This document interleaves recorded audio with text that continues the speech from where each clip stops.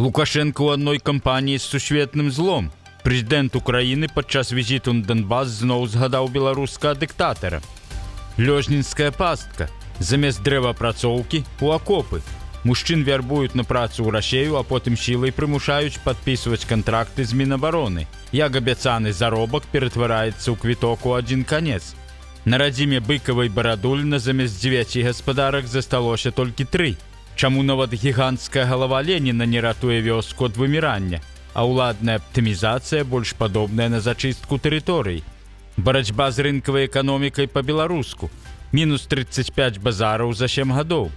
Кругазварот у сілавікоў. Ад следчага па справе Тутбай да турэмных нараў. Як сістэма пачала пажыраць сваіх жа катаў. Рэпрэсіі супраць маці і дачкі. 2 гады калоніі за экстрэмізм. За што КДБ помсціць сацыёлагам і чаму пытанні грамадскай думкі ў Беларусі прыраўнялі да дзяржаўнай здрады?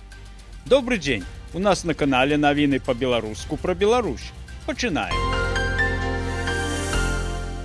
Прэзідэнт Украіны Владзімір Зеленскі наведаў Данецкую вобласць і падчас выступу зноў згадаў Александра Лукашэнку. Паводле яго слоў, Расія рыхтуе новае наступленне на Донбасе ўжо гэтай вясной, таму украінскія пазіцыі павінны быць максімальна ўмацаваныя.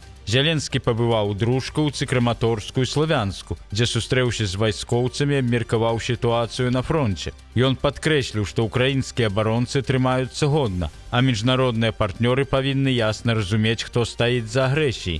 Усім нашим партнерам в Америці, в Європі, де завгодно варто чітко розуміти, що Путін, іранський режим, Північна Корея, Лукашенко і інші подібні дружать тільки заради того, щоб таке, як з нашим Донбасом, робити там, де вони хочуть. Зло треба зупиняти, українці тут, на Донбасі, саме це і роблять. Дякую всім, хто з Україною. Дякую всім, хто б'ється проти Росії, хто захищає життя. Апошнім часам кіраўнік Украіны стаў аддзяляць беларускі народ ад Лукашэнкі. І гэта радуе. Трывожныя звесткі паступаюць з Лёжнінскага раёна Віцебшчыны, што на самай мяжы з Расеяй. Мясцовыя жыхары паведамляюць, што мужчын з раёну нібыта вярбуюць на працу ў Расею на дрэваапрацоўку. Насамрэч жа іх прымушаюць падпісваць кантракты з Міністэрствам абароны Расеі і адпраўляюць у зону баявых дзеянняў супраць Украіны. У выніку гэтыя людзі становяцца фактычна бяспраўнымі. Вярнуцца дадому ўжо не могуць, а іх родныя знаходзяцца ў роспачы. Лукашенко ж на апошняй сустрэчы з Пуціным хваліўся, што беларусы імкнуцца на ўсход. Белорусы в Европу вообще не едут. Все едут на восток, меньше, конечно, в Китай, больше в Москву, в Российскую Федерацию. Вот что значит идти от земли. Мы делаем то, что нужно нашим людям. Не едуць, бо не пускаюць. А вось замест Масквы можна лёгка апынуцца ва ўкраінскім стэпе і застацца там назаўсёды.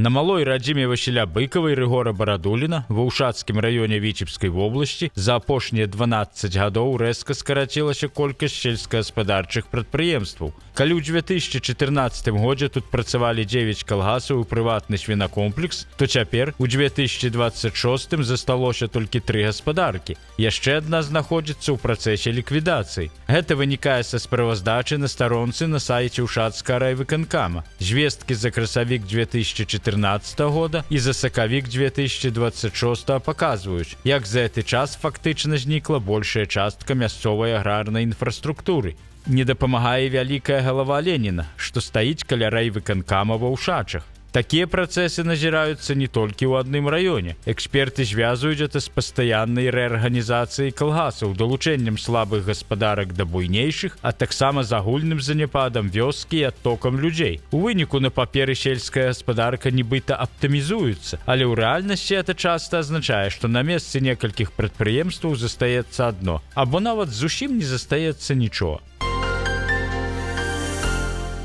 У Беларусі працягвае скарачацца колькасць рынкаў. Паводле дадзеных Белстата, на пачатак 2026 года ў краіне засталося 341 рынак. Это на 10 менш, чым год таму, і на 35 менш, чым у 2019 годзе. За апошнія 7 гадоў у Мінскай вобласці колькасць рынкаў скарацілася на 10 аб'ектаў. У той час, як у самім Мінску іх стала на 1 больш. Паралельна змяншаецца і колькасць гандлёвых месцаў. Толькі за мінулы год іх стала менш на 5,5%, а ў параўнанні з 2019 годам амаль на 28%. Падобная сітуацыя назіраецца і з гандлёвымі цэнтрамі. У рэгіёнах іх паступова становіцца менш, а ў сталіцы наадварот, колькасць расце. Найбольш прыкметнае скарачэнне рынкаў і гандлёвых пляцовак адбылося ў Гомельскай і Витебской областях. Вот так теперь выглядит рынок на Сельмаше в Гомеле. Ряды почти пустые. Люди уверены, покупатели забрали магазины низких цен и маркетплейсы. А ведь раньше этот рынок был по-настоящему оживленным местом. Наш рыночек. Сегодня вторник.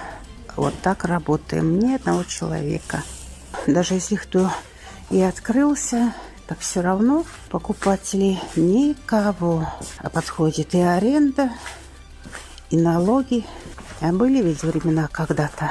Часам рынкі проста распрадаюць. Напрыклад, у Калінкавічах мясцовы рынак плошчай каля 450 квадратных метраў на вуліцы Марата прадалі на таргах за 93 тысячи рублёў. Пакупнік быў толькі адзін, таму кошт амаль не змяніўся. Новы ўласнік можа выкарыстоўваць будынак не толькі як рынак. Там дазволена адкрыць кавярню, рэстаран, гасцініцу, аб'екты бытавых паслуг або забаўляльныя пляцоўкі. Такія тэндэнцыі часта тлумачаць тым, што традыцыйныя рынкі паступова выцясняюцца супермаркетамі і буйнымі гандлёвымі сеткамі, а ў малых гарадах і вёсках проста становіцца менш пакупнікоў. У выніку мясцовыя рынкі, якія калісьці былі цэнтрам гандлю і жыцця, паступова знікаюць. Падобна, так у Беларусі змагаюцца з рынкавай эканомікай. А вось у Мінскім раёне ледь не стала на одну забаўляльную установу менш. Але тут віна пажару, які, дзякуючы ратавальнікам, быў своечасова ліквідаваны. Адбылося это ў спартыўна-гасцінічным комплексе ў вёсцы Копішча ўвечары 6 сакавіка. Калі ратавальнікі прыбылі на месца, у парыльным памяшканні ўжо назіралася адкрытае полымя. Пажар удалося хутка патушыць, пацярпелых няма. А ўжо раніцай наступнага дня загарэўся вытворчы цэх у вёсцы Новая Пашкова Магілёўскага раёна. Пра ўзгаранне ў службу МНС паведамілі відавочцы. Калі ратавальнікі прыбылі на месца, гарэў дах будынка, дзе вырабляюць каменныя вырабы. На шчасце, ўнутры ў гэты момант нікога не было, таму пацярпелых няма. На Магілёўшчыне стараюцца не толькі пажарнікі, стараюцца і міліцыянты. Камерсант даваў хабар дырэктару дзяржаўнага прадпрыемства за спрыяльнае вырашэнне пытанняў яго бізнесу. Для Беларусі, у прынцыпе, звычайная з'ява. Але дырэктар, відаць, зазнаўся, як след не дзяліўся з кім трэба вышэй. Вось і загрымеў. Сотрудниками управления по борьбе с экономическими преступлениями Могилевщины пресечена схема системной деловой коррупции. Установлено, что 53-летний руководитель отдела одного из предприятий ЖКХ областного центра получил от директора коммерческой структуры 15 тысяч рублей в качестве взятки за оказание содействия по закупке спецодежды, инструментов и расходных материалов. В ходе оперативных мероприятий установлены еще 2 факта передачи директором фирмы незаконных вознаграждений руководителям госорганизации Могилева за лоббирование его интересов. Агульная сума хабару, якую выявілі міліцыянты, склала больш як 20 тысяч рублёў. Следчымі распачатыя крымінальныя справы. Міліцыянты запэўніваюць, што і надалей будуць змагацца з фактамі сістэмнай дзелавой карупцыі. Але ж тут галоўнае не перастарацца. Так можна і асновы дзяржавы разбурыць. Это ж той цэмент, на якім трымаецца сістэма, створаная Лукашэнкам. Саджаў сам, цяпер пасадзілі самога. На хабары і сваю сквапнасці трапляюцца і тыя, якія нібыта павінны сачыць за законнасцю. Былы начальнік управлення следчага камітэта Беларусі Дмітрий Даліннік, які кіраваў следчай групай па справе Тутбай, прыгавораны да 14 гадоў калоніі. Па дадзеных «Зеркала» яго прызналі вінаватым у атрыманні хабару ў складзе арганізаванай групы. Па розных ацэнках гаворка можа ісці ад суме ад 20 тысяч долараў, а то нават і да $500 000 США.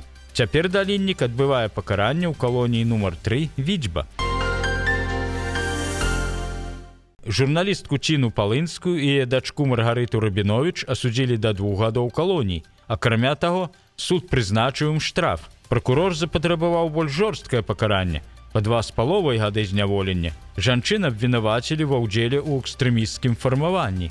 Іх затрымалі яшчэ ў траўні 2025 года і з таго часу трымалі пад вартай. Паводле ранейшай інфармацыі, справа можа быць звязаная з тым, што КДБ прызнаў беларускую аналітычную майстэрню сацыёлага Андрэя Вардамацкага экстрэмісцкім фармаваннем. Гэта арганізацыя праводзіла сацыялагічныя пытанні сярод беларусаў. Падчас следства сям'я перажыла яшчэ адну трагедыю. У кастрычніку 2025 года памёр муж Чыны Палынскай, пісьменнік Алесь Палынскі. На сёння ў нас усе навіны. Добрай вам нядзелі. Дзякуй за лайкі і каментары. Это вельмі важна для нас. Калі для вас это бяспечна, стаўце падабайкі, каментуйце, дзяліцеся гэтым відэа. Да сустрэчы.